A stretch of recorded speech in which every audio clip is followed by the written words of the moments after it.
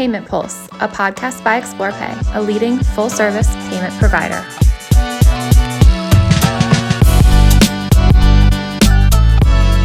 Welcome back to the Payment Pulse. Think about the last few things you paid for. Maybe you tapped your card at a coffee shop, used your phone to pay for groceries, or paid an invoice through a text link. We have more ways to pay than ever before. As consumers get used to having these options, it's changing what they expect from businesses. Today, we're talking about why offering multiple ways to pay has become such an important part of the customer experience. And Joe is back with me to break it all down. Joe, welcome back. Thanks, Noelle. Happy to be here. And you're right, the way people pay has changed pretty significantly. For a long time, businesses really only had to think about a few options: cash, check, or a physical credit and debit card. Today, customers might want to tap a card, they might want to use a mobile wallet, pay online, or complete a payment right from their phone. The big shift isn't necessarily that every customer wants to use the newest payment technology. It's that the new technologies create the opportunity for customers to choose their preferred payment method. Yeah, and that's a good distinction. So it's not about a business adopting every payment method out there. It's more about giving customers options. That's right. Think about how we interact with businesses in general today. We can shop online or in a store. We can order food at a counter through an app or from a kiosk.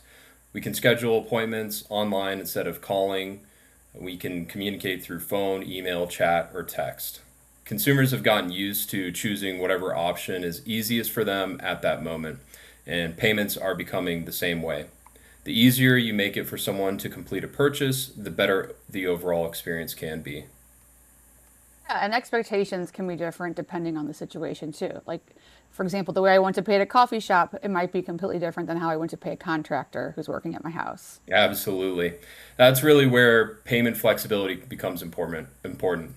If I'm standing at a checkout counter, I probably want the transaction to be fast. I might want to tap my card or use a mobile wallet there. Or if I'm picking up food, I personally would want to order online in advance so I could just run in, grab my food, and run out.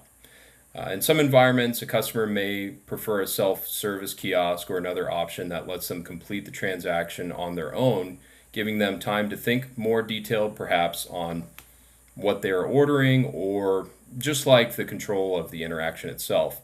Different situations create different expectations. Let's talk about one of the biggest changes we've seen at checkout, the contactless payments. We're seeing people tap their cards and phones pretty much everywhere now. What's driving that? Convenience is a huge part of it. NFC payments, which stands for Near Field Communication, or the more commonly known name, contactless payments, are designed to make the checkout experience quick and simple. Instead of inserting a card or sometimes even pulling out a physical wallet, customers can tap a card, phone, or compatible device. And once someone gets used to that experience, they tend to look for it elsewhere. I personally tend to always use NFC when that's an option. In addition to convenience, it's worth mentioning it is also a very secure method of payment. Customer expectations aren't only shaped by direct competitors anymore, they're shaped by all of the experiences customers have throughout their day.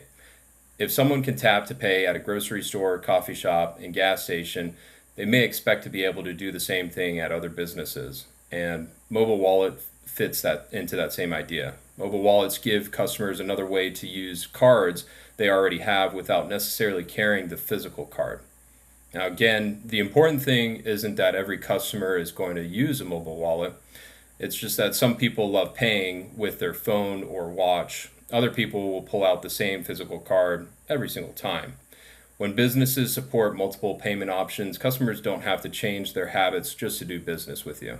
Which sounds like a pretty small thing until you're the customer there and can't pay the way that you expect it to. Exactly. Payment is usually the final step in the customer journey. You've already done the work to attract the customer, and they've decided they want your product or service, and they're ready to buy. The last thing you want is unnecessary friction right at that moment. And friction doesn't always mean the payment fails. It can simply mean the process takes longer than expected, requires extra steps, or doesn't offer the option the customer assumed would be available. Yeah, and another option that's become common is paying through link sent by text or email. Where does that all fit into this shift? Yeah, payment links are a great example because they let customers pay when and where it's convenient for them. Maybe a contractor finishes a job and sends the customer a payment link by text. A service business might email an invoice with a link to pay online. Or a business could send a link while they're speaking with a customer on the phone. Instead of requiring the customer to be standing in front of a payment terminal or calling back with their card information, they can open the link and complete the payment securely from their own device. That feels pretty natural now because we're already so used to doing everything from our phones. Yeah, exactly. For so many customers, getting a text or email and tapping a link is simply easier. It also gives them some control over the experience. They can review the amount, they can choose their preferred payment method, and complete the transaction without having to call or make another trip to the business. And for the business, it can help simplify the payment process too. Instead of chasing down payments or manually taking card information over the phone, you're giving the customer a convenient way to take action. So it really just comes back to meeting the customers exactly where they are. Yeah, absolutely.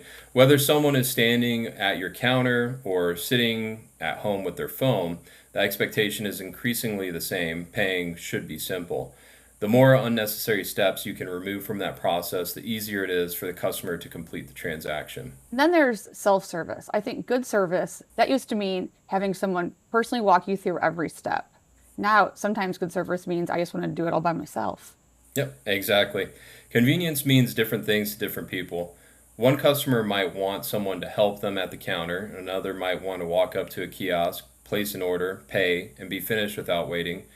Neither experience is necessarily better. The key is giving customers an easy path to complete what they're trying to do. And for businesses, self-service payment options can have operational benefits too.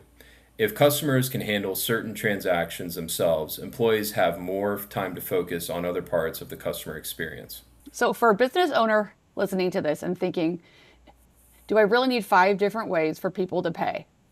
Where should they start? Start with your customers and how your business operates.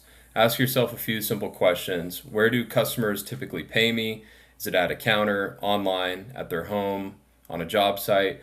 Then think about where there might be friction. Are customers waiting to pay? Are employees manually entering information? Are customers asking whether you accept mobile wallets or contactless payments? Are you still requiring people to call in where there could be an easier digital option? Those situations can tell you where adding another payment option might actually improve the experience.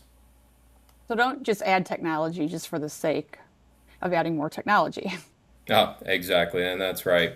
The goal isn't to have the longest list of payment methods. It's to make sure or make paying your business as easy as possible. And ideally, those payment options should work together on the business side too. Offering more flexibility to customers shouldn't mean creating 5 separately different processes for your employee. That's where having the right payment technology and the right payments partner who will take the time to help you navigate this conversation can really make a difference. And I think that's a really big takeaway here. When we talk about payments, it's easy to focus on what happens behind the scenes. But for the customer, payment is part of the overall experience with your business. Absolutely. Customers remember when something is easy, and they definitely remember when something is difficult. A smooth checkout probably isn't the reason someone chooses your business in the first place, but a frustrating checkout can absolutely affect how they feel about the experience. Payment choice is really about removing barriers. Whether someone wants to tap a card, use their phone, pay through a text or email link, or use a more traditional payment method, giving them convenient options makes it easier for them to complete the purchase. I think that sums it up. Convenience at checkout isn't just a nice extra anymore. Customers are increasingly expecting businesses to give them simple, flexible ways to pay. However, it's important to remember that you don't need every payment option available. The important thing is understanding how your customers want to interact with your business and making that final step as easy as possible. Joe, thanks again for joining me. And thanks to everyone for listening to the Payment Pulse. We will see you next time.